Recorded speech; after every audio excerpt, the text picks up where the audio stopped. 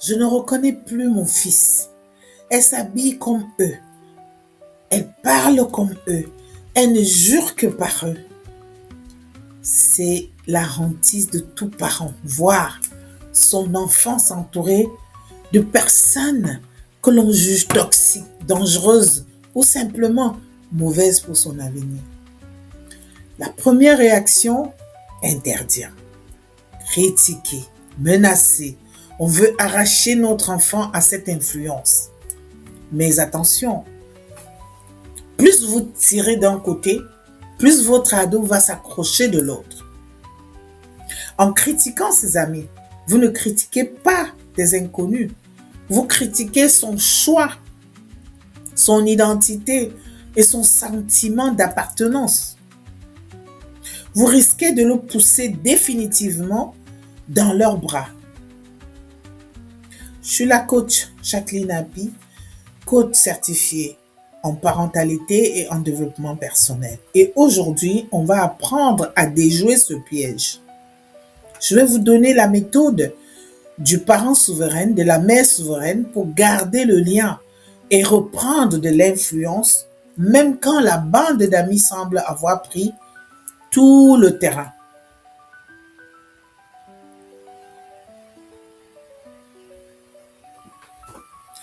Pourquoi choisit-il ces amis-là? Avant de juger l'ami, essayons de comprendre le besoin. Un adolescent ne choisit jamais une fréquentation par hasard. Est-ce pour se sentir fort? Est-ce pour combler un manque de confiance? Est-ce pour tester des limites que vous ne posez pas assez ou trop? Le mécanisme psychologique. À l'adolescence, le groupe de pairs remplace la famille comme socle de sécurité. Si vous attaquez le groupe, vous attaquez sa sécurité. L'ado se dit, mes parents ne me comprennent pas. Seuls mes amis savent qui je suis. Votre posture de parent, ne soyez pas le juge, soyez l'observatrice. Demandez-vous, qu'est-ce que ce groupe lui apporte que nous ne lui donnons plus? Est-ce de la reconnaissance, de l'aventure, de la liberté? La stratégie du cheval de Troie.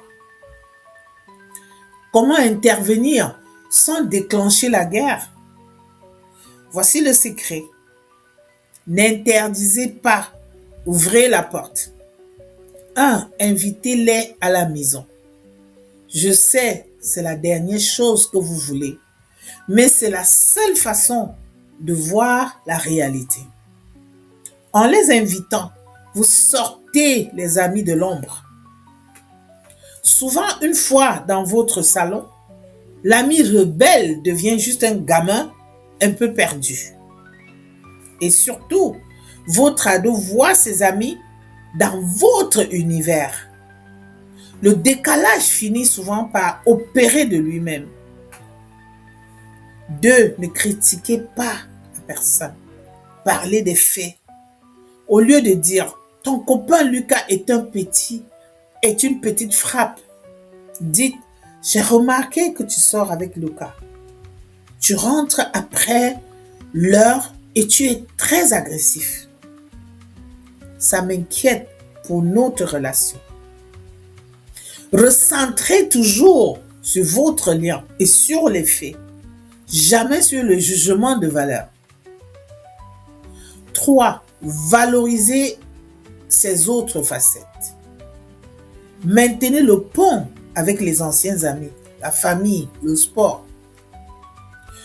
Ne le laissez pas s'enfermer dans une seule étiquette. Posez le cadre de faire la souveraineté. Attention, garder le lien ne veut pas dire tout accepter, non. Vous restez le parent souverain. La limite ferme. Si les fréquentations entraînent des comportements illégaux, dangereux ou une mise en danger de la scolarité, vous devez agir. Mais faites-le sur le cadre, pas sur les sentiments. Tu as le droit d'apprécier ces personnes, mais je n'autorise pas que tu te rends dans tel endroit car c'est dangereux. C'est ma responsabilité de te protéger, même si tu n'es pas d'accord. L'influence par le questionnement. Au lieu de lui faire la morale, posez des questions qui poussent à la réflexion. Qu'est-ce que tu apprécies le plus chez eux? Est-ce que tu te sens vraiment toi-même quand tu es dans ce groupe? Comment te sens-tu après les avoir quittés?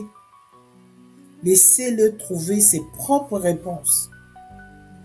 C'est le seul moyen qu'il se détache de lui-même.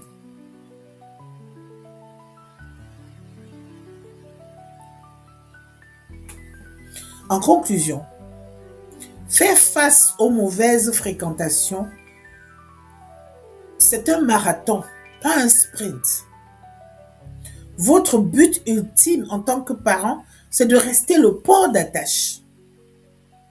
Le jour où il réalisera que ses amis ne sont pas là pour lui, il doit pouvoir revenir avec vous sans avoir peur de s'entendre dire « je te l'avais bien dit ». Restez solide, restez ouverte, restez souverain. Si vous avez l'impression d'avoir perdu déjà le contrôle et que le dialogue est rompu, j'ai une ressource pour vous.